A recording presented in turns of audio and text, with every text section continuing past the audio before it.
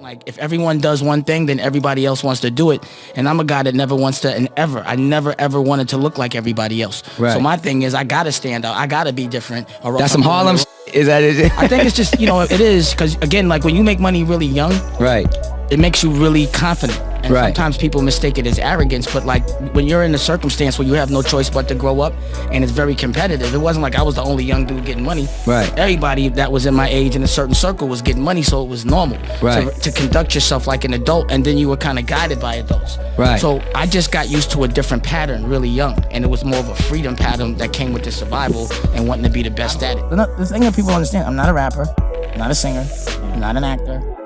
I'm a businessman. Mm-hmm. So the fact that anyone even cares to me, whether they don't like it or do like it, on a business level or for a big picture guy, that's really all that counts. Like on a personal level, there's social classes, right? So there's one class that's meant to work for those that don't work. Yeah. And those that don't work are usually second and third generation. They're born into it. The reason why is those people own things and they pass it. Yeah. So what they do is they give another class, the working class, distractions, make them hate each other, make them want to do sports and only know how to do like what's lotto. Like we're only programmed to say the only way we could get out of a social class to be workers is to be athletes or to be entertainers. Mm-hmm. And that slot is like lotto. But even in school, they distract you and say, here's every team that can go professional, but there's no like political team. They never show you how to be a politician or how to change a law, or they have singing class and all this other, everything to distract you. Yeah.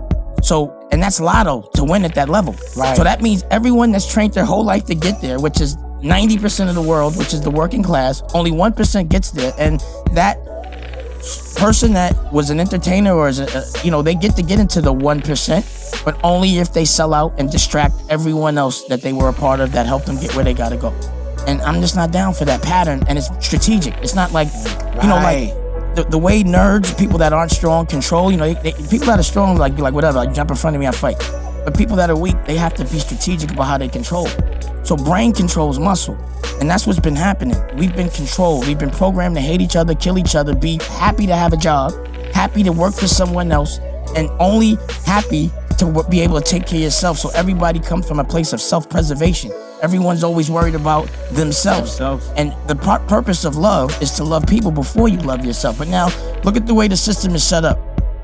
In school, they take your kids from you, and then they tell you, unless you go to college, and this is, the majority of the world, and the majority of the world is the working class. Unless you go to college, which you can't afford, unless you get a loan to go to college, you've done something wrong. So you go to college, you get that loan, and in order to pay off the loan, you got to get a job you don't want. And you still desperate. And then in order to buy that house, because you paid that loan, you ain't got no cash. Now you got to get another loan to get the house. Yep. And so you always have to be working from backwards. You always have to be worried about yourself. And what I find when I'm around desperate people is they're all right with I got to do what I got to do to eat.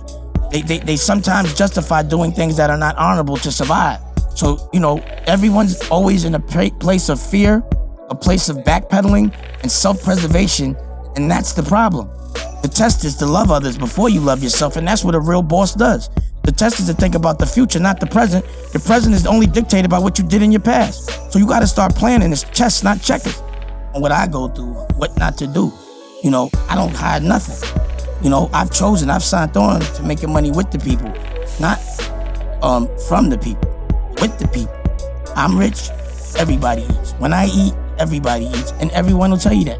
That's the problem. Like, if I help 100 dudes and 10 run off, all right, but I'm not going to help the other 90. Yeah. There's always going to be thieves, insecure people that want to pretend they did something that they didn't. They always do.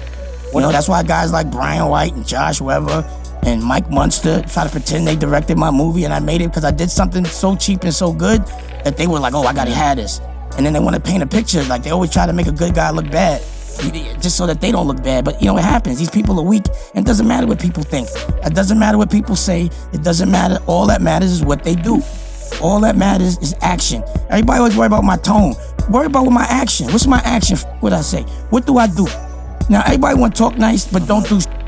Everybody want to talk about things, but don't have any solutions. But they talk so militantly, but they just saying what's popular opinion, but they have no solutions. I come with a solution and I fight frontline like a king, because a king fights with everybody. Mm-hmm. I fight. I don't never send somebody to do something I wouldn't do myself.